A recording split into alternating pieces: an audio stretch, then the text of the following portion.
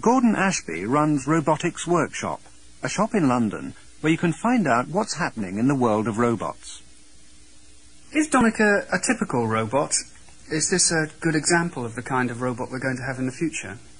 Well, of course, yes. As you've got RKO-5, no, I've forgotten the robot in Star Wars. There was Donick. There was also the robot in Disney World, which would throw quoits. And it was competing with humans.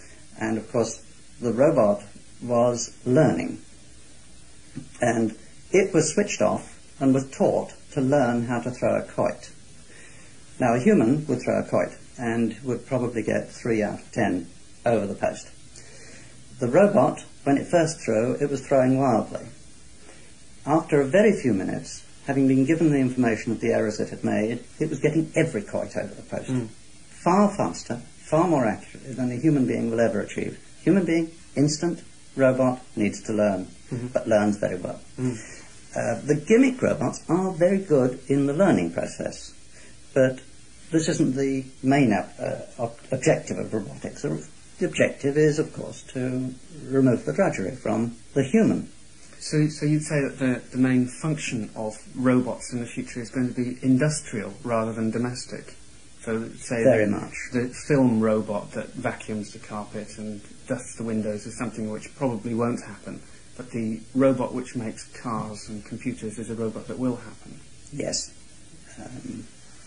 It's sad. Now, I think there are going to be hobby robots, but I think they're going to have to be versatile robots. The robot which will vacuum the sitting room must also be able to make the bed on Tuesday or serve a cocktail. These are entertainment robots, of course, but they've got a real function as well. How many robots do you think are in operation around the world at the moment?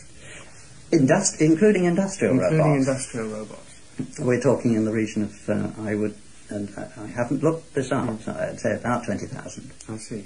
And by the end of the century? Oh, I would have said not quite as many as there are personal computers. Say a third of the number of personal computers, and I think that was put at 212 million, wasn't it? It's a major expansion that we're talking about. Oh, yes.